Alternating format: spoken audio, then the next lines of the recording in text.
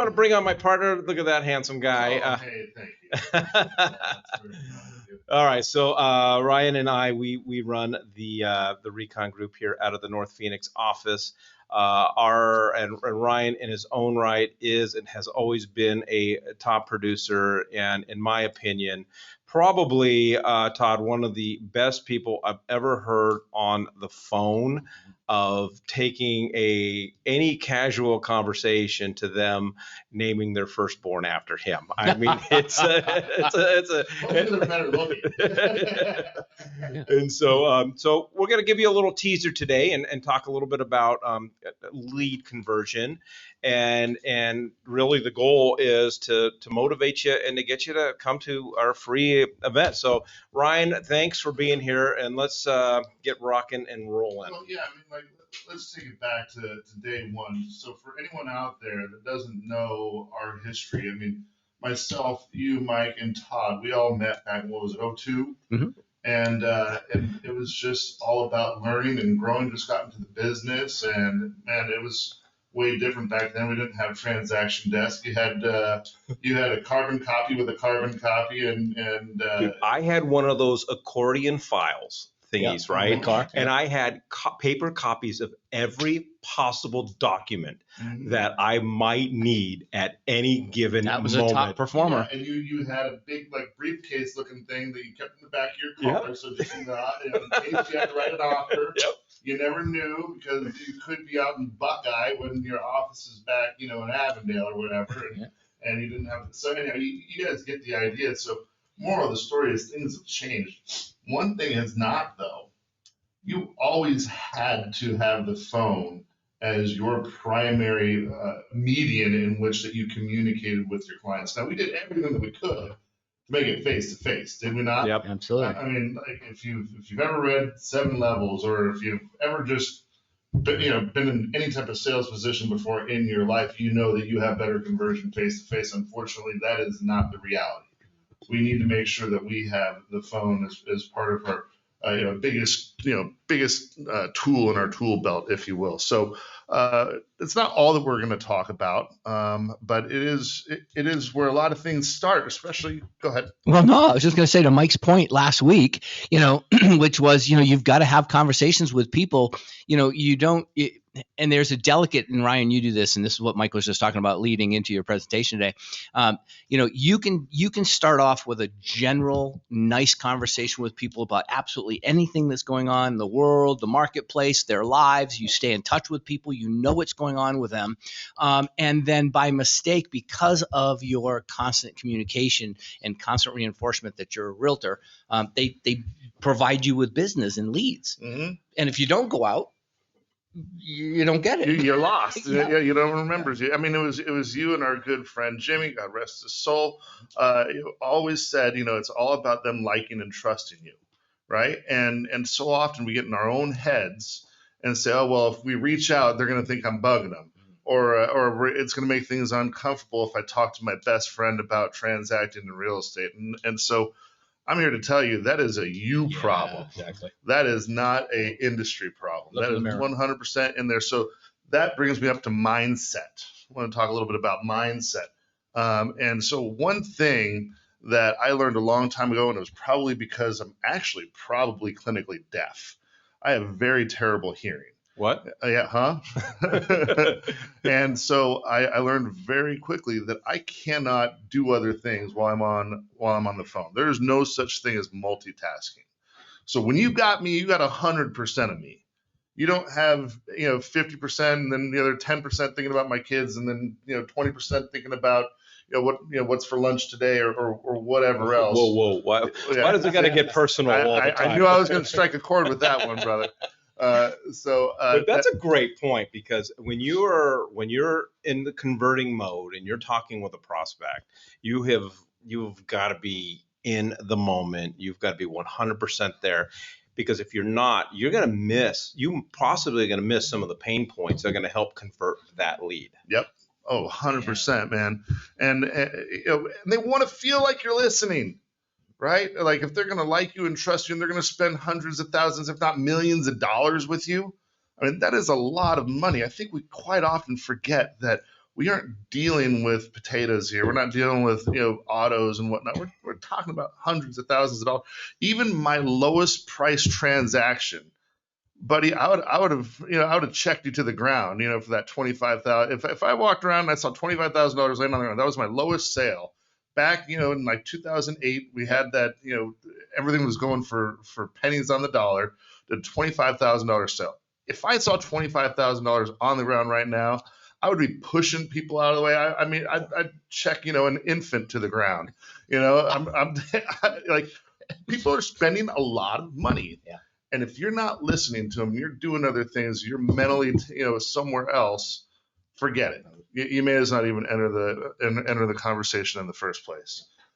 Be positive but realistic. So I'm going to kind of break this down. For me, positivity comes from energy. So whenever you see me on the phone, you're rarely going to see me sitting at a desk. You're going to see me standing. There's like a racetrack around my backyard because I just do laps, and that energy makes me positive, makes me more upbeat. People can hear it in my voice. They enjoy being around it, and it also, because I'm not multitasking, I'm not thinking about the problem file that happened an hour before. I'm not letting any of that negative energy from before roll over into my conversation. So I'm being positive.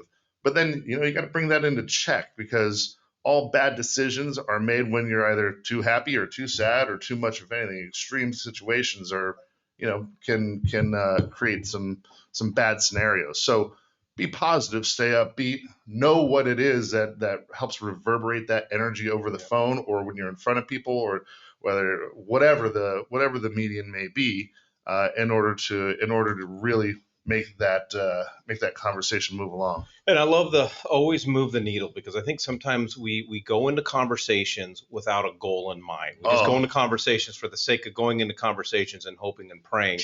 And when in college, when I played baseball, I had a coach that would always say, before you throw any pitch, you envision in your mind where that pitch is going to go and how it's going, whether it's a curveball, slide, whatever the case is. And the same thing when you're getting on the phone with a prospect and a lead, have a goal in mind. That goal is to move the needle. It's not a hope and pray. Brother, you couldn't have said it better. And I see it too often. And it happens when people are in those scenarios that they weren't expecting. They're standing in line at Starbucks, or they didn't realize that their card was going to be pulled at that moment. And then all of a sudden they're like, and then they panic and they didn't know. Well, I mean, if you're doing what you're supposed to be doing, if you're having a relationship-based business, you should be ready for that referral phone call at any given time, right? And then and if that phone call comes, you better believe that there's other agents that person, I don't care if it's your own mother, that they're getting solicited by some other agent out there. You better be ready to turn it on, give them that 100% attention, and being positive and being ready to move that needle. And they want to know why they should be doing business with you instead of some of the discount crap they listen to on the news or the media or the, or television ads. Oh man, I had to. Don't go there. Yeah. Don't mention any companies. No, I'm not.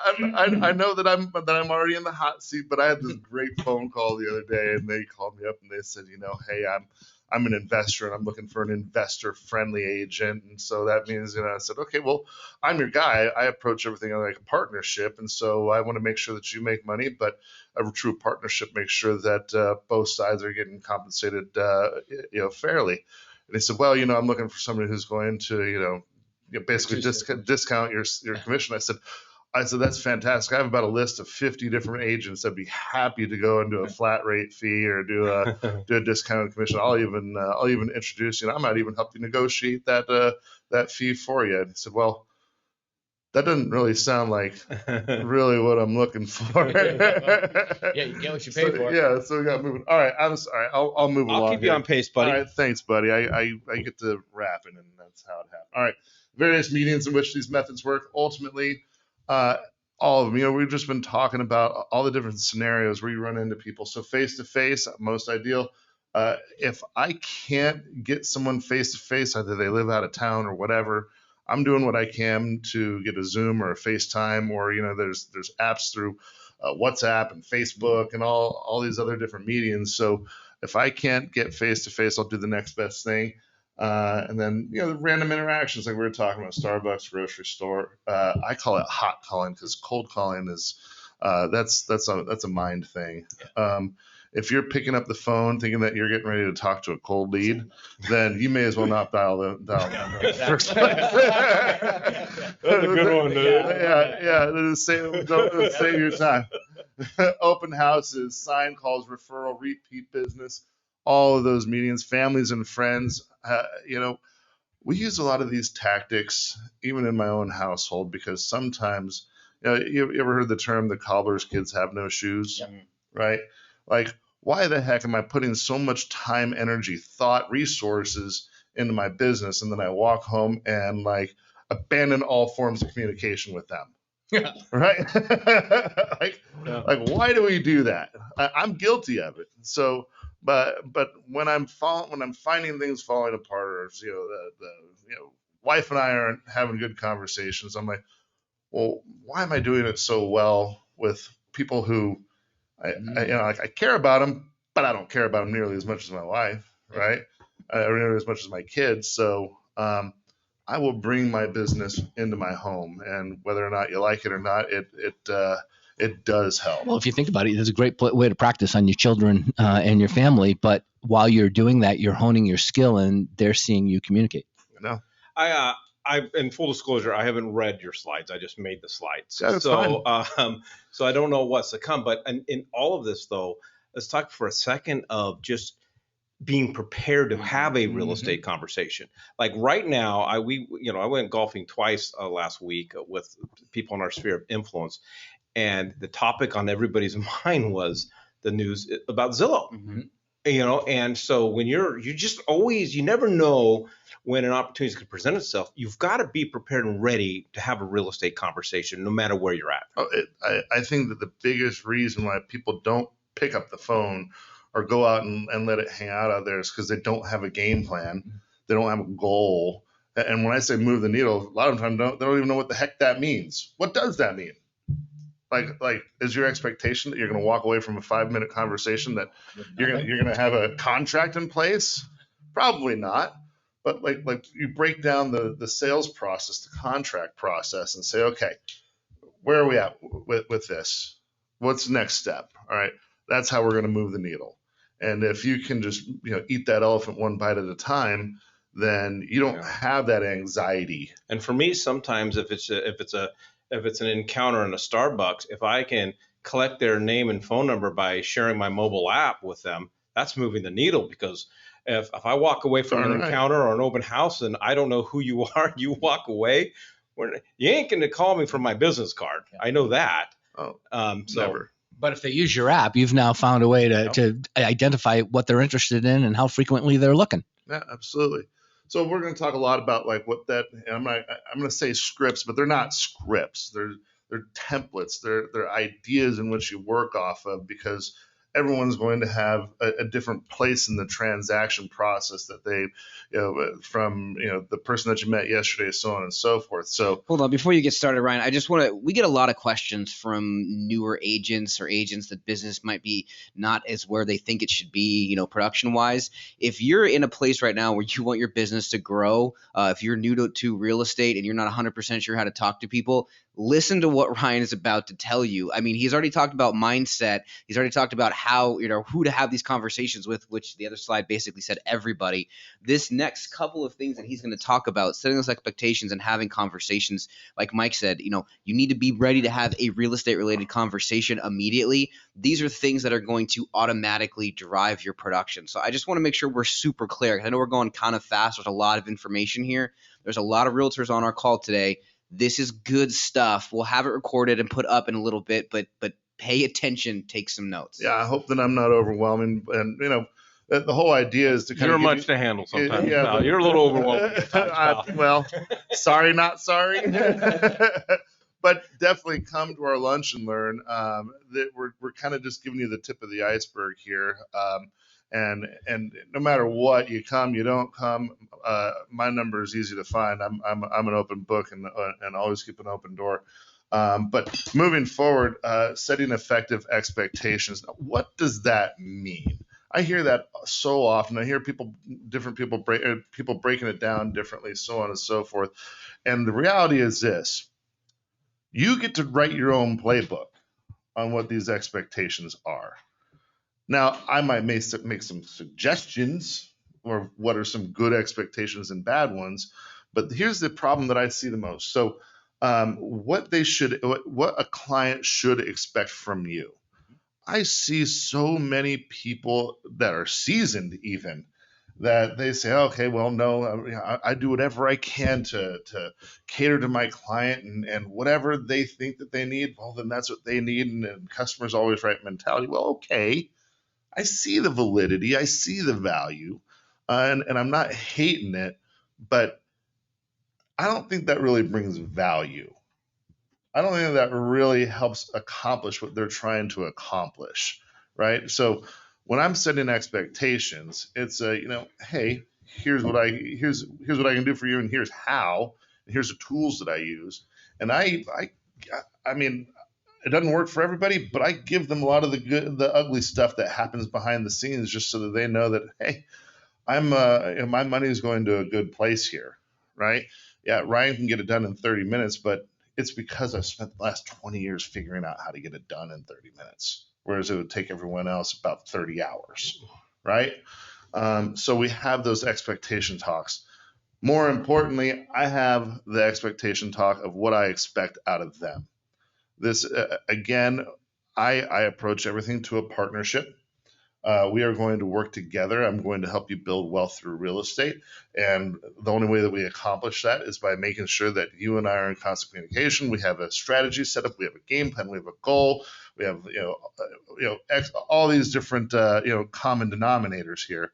So what that looks like is I need you to do a handful of things as well, because I'm going to prove to you that I can help you either move into your first home, or buy your first investment property, or buy your 100th investment property. Doesn't matter, right? We're approaching it like a partnership. At the end of the day, people want to be led. Mm-hmm. And if you take control and you take that leadership position and you give them the guidance and the steps to take and so forth, they'll follow. They want to follow.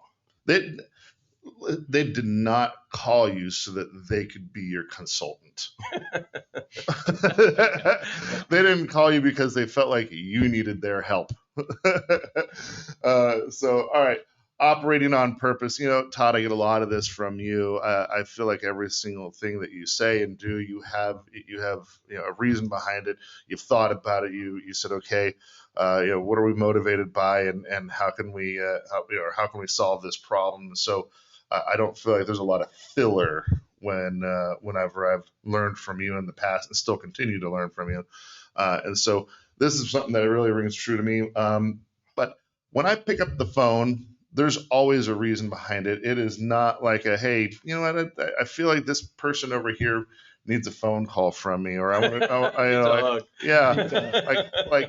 I do care about your family. I do care about your well-being, but I don't really care what you had for lunch today. Like, when I call you because you're a past client, I'm going to talk to you about how your home has been performing. I'm going to talk to you about what's happening in the market. I'm going to go over these numbers that you just went over, Todd. I'm going to go over what jumbo rates are doing, like what Matt Baker was just talking about.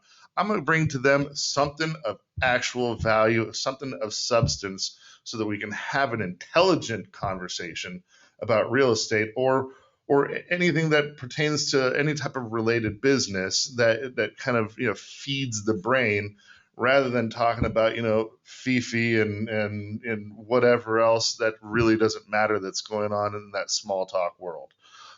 So I again, always trying to move the needle, always having a goal, always having something, always having a purpose.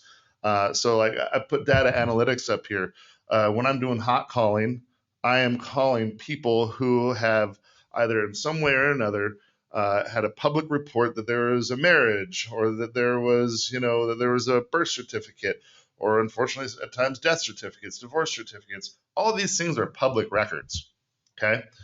Furthermore, people put everything on the internet, and whether you like it or not, that stuff is very readily available to purchase. And valuable. Yeah, and extremely valuable. And so I buy it.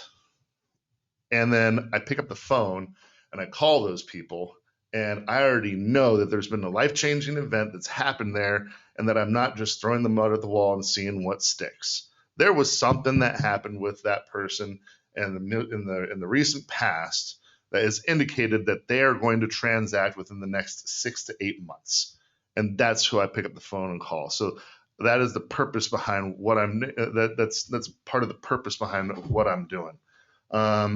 Again, walking into the conversation with a game plan and a goal, even for me, it relieves a lot of anxiety. Now, I do enjoy socializing, but I enjoy my alone time too, right?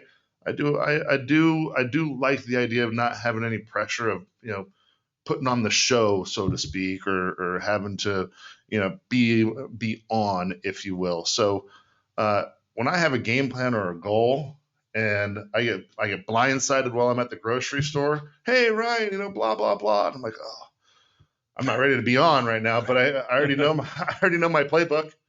I know my game plan.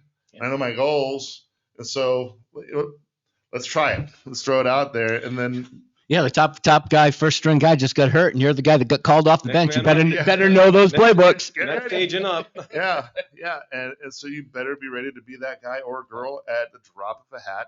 And even if you aren't on, so to speak, then you at least know your playbook, right? So that's part of my how you appeal to someone you've never met before. We are going to talk a lot about that in there. And we're going to talk about that a little bit more here on this slide for the strategy. Know your behavior traits. Todd, you talk an awful lot about DISC tests, and Mike and I have both absorbed that mentality as well. I'm not saying that these Briggs and Myers and DISC tests and whatnot are the end all be all. This is not, you're not going to be able to read a book and be able to encapsulate every single individual out there, but you're going to find some baselines. Tell some stories. Right.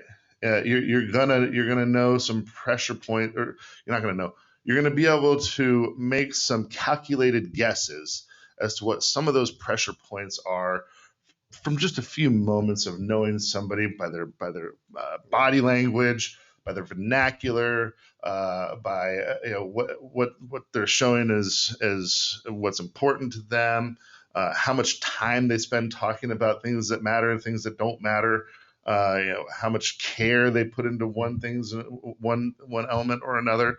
You'll be able to pretty quickly realize, okay, I'm here dealing with a high I. All right, time to put on my cheerleader outfit. You know what I mean? Like, or whatever that looks like in order to not be fake. The idea is to not be fake, because we all have some elements of every single personality trait within us. It's just saying, hey, at that point, you need to pull out that version of you needs to emerge at that moment in time in order to effectively communicate with that person. Not to sell them, not to kiss their rear ends, but to get on a playing level where they're going to be able to knock down some walls and you can knock down some walls too. And then that way you guys can have an actual meaningful conversation and get to the point, right? Yeah, I think this is critical. I mean, you've got to know your behavioral traits. You got to know who you are. Like for me, I'm a talker rather than a listener. Okay, I'd rather do the talking than listening. However, we train our team all the time. You've got to be listening. You got to be listening. You got to be listening. So after every encounter that I have, I assess myself. Going, okay, sometimes I'll be like, crap, I did way too much talking, and probably going to have a hard time reeling that person in.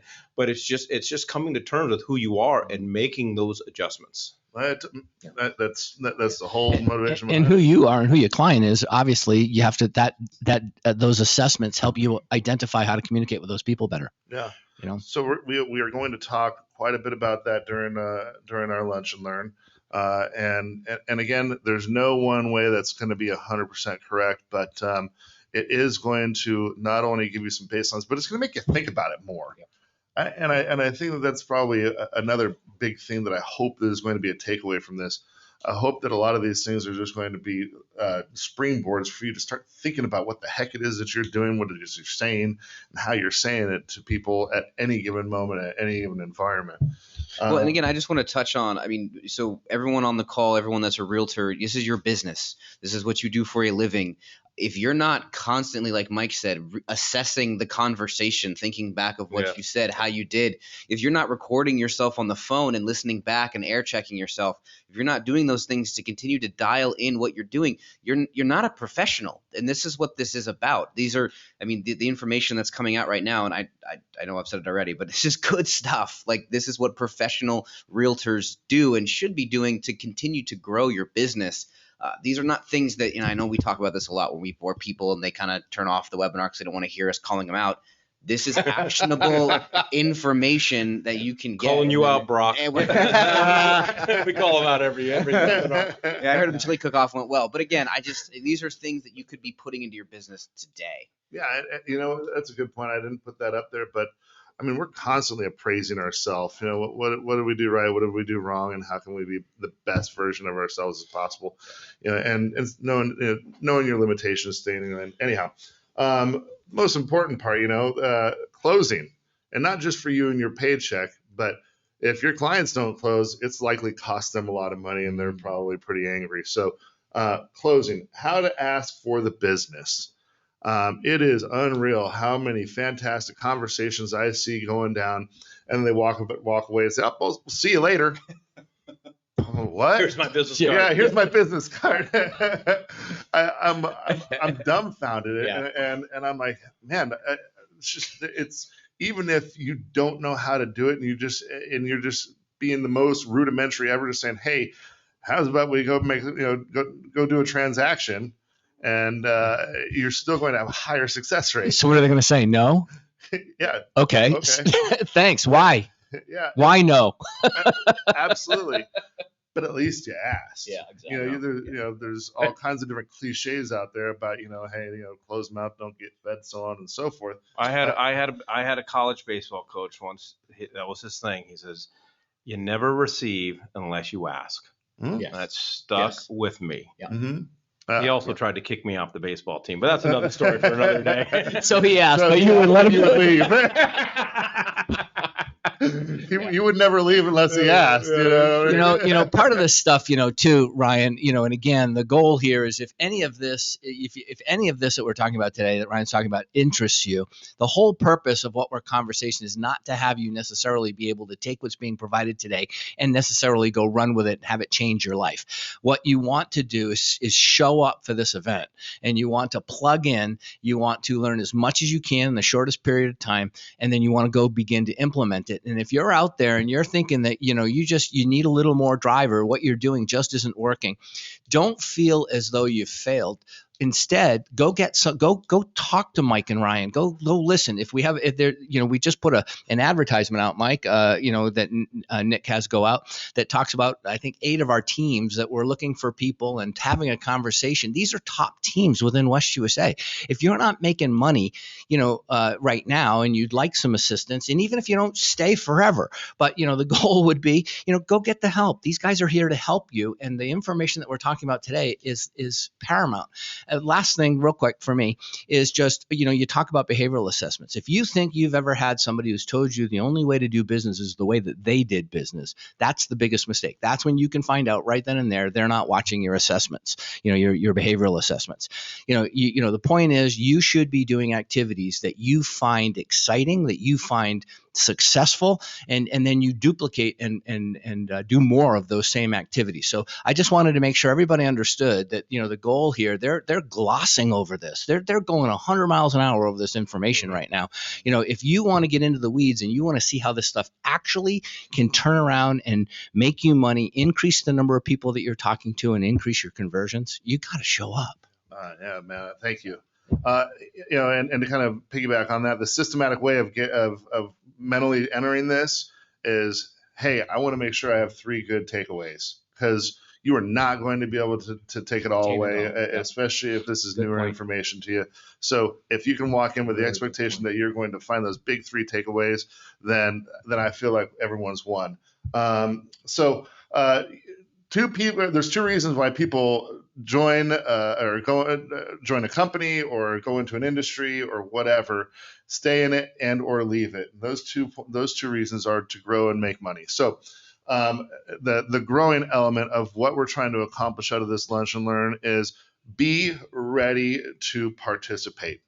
It is going to be very interactive. Although I do enjoy talking, I do enjoy learning more. And the only way I can do that is if you are opening your mouths as well. If you are planning on sitting in the back and I'm just here to observe, then Don't come. Then you probably should go get a McRib. Don't take the seat away from somebody who wants to learn. Yeah, absolutely. We want you to get ready to immerse yourself in this and teach and learn all at the same time, and that's how we all grow. And then to make more money, the most important part of this is to use the skill and immediately implement. Like I said, those 3 takeaways, right? If you can immediately go into your calendar or go into your playbook or whatever your systematic way, because we'll be talking a lot about systems, just a little forewarn on that, or foreshadowing on that. Implement those takeaways. If you can get more than 3 and you can implement those 3 right away, then man, you're doing better than most. But that is how you actually see money coming in. And guess what? This doesn't cost anything to go to. So it's a undefined amount of return on investment. And I would just say, Ryan, thank you. Yeah, I would say incredible information, but I knew what to expect. I mean, I'm with you every day. We do this every day. I'll just say this again. I've been doing this for a very long time. Ryan, when it comes down to converting leads, in my opinion, is the best in the business, the best that I've ever heard. I'm constantly learning. I love driving in his truck and just listening and pick up the phone. I'm like, that's where the magic happens. I'm like, that poor sucker. He doesn't know what's about to hit him. And I've grown tremendously. So you guys this is a very, very unique opportunity to learn from someone who's doing it in our industry and doing it at a very high level. So again, if you would like to sign up, again, it's next Monday and next Friday. Monday is here at the North Phoenix office. Friday's in the Chandler office. Just go to sixfigureevents.com. I think 30 of you have already RSVP'd. So appreciate that. Look forward to having you. Thanks, Ryan. Appreciate it, man. I appreciate you guys. Thank you, Michael, too. This afternoon. All right. Thanks, Todd.